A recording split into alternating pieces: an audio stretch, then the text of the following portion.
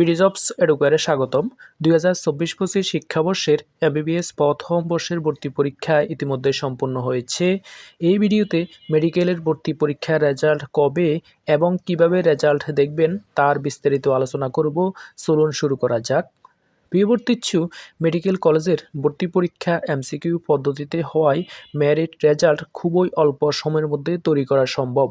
সাধারণত ভর্তি পরীক্ষার পরবর্তী 2 থেকে 3 দিনের মধ্যেই রেজাল্ট প্রস্তুত করে ওয়েবসাইটে প্রকাশ করা হয়।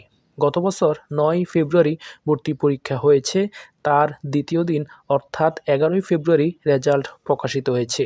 কাজেই এইবারও সব কিছু ঠিকঠাক থাকলে রবিবার 19 জানুয়ারি বিকাল 4টায় মেরিট রেজাল্ট প্রকাশিত হতে পারে।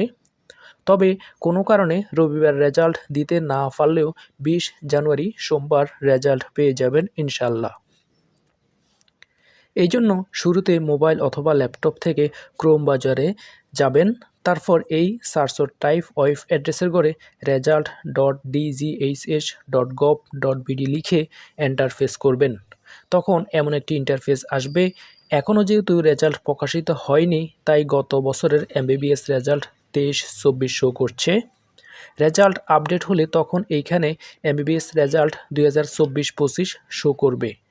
যাই হোক, এখানে ক্লিক দিবেন, তারপর এই পেজটি আসবে। এখানে আপনার রোল নম্বরটি দিবেন, তারপর রেজাল্টের ঘরে ক্লিক দিবেন। আপনার কাঙ্ক্ষিত রেজাল্ট এভাবে দৃশ্যমান হবে। এখানে আপনার roll number, merit position, score, নির্বাচিত কলেজ সহ বিস্তারিত তথ্য দেখতে পাবেন। যেমন এই শিক্ষার্থীর টেস্ট স্কোর অর্থাৎ এমসিকিউ অংশে প্রাপ্ত নম্বর 66, মেরিট স্কোর জিপিএ সহ 266, তার মেরিট পজিশন 6099। অ্যালোটেড কলেজ এর গড়ে কোনো মেডিকেল কলেজ আসে নাই, কারণ তার মেরিট পজিশন সরকারি মেডিকেল কলেজের আসনের ঊর্ধ্বে। সরকারি মেডিকেল কলেজের জন্য মোট আসন রয়েছে 5830টি। এই মেরিট পজিশনের ভিতরে থাকলে বা পরবর্তীতে আসন খালি হলে এখানে তার জন্য নির্বাচিত কলেজ এর নাম দৃশ্যমান হবে।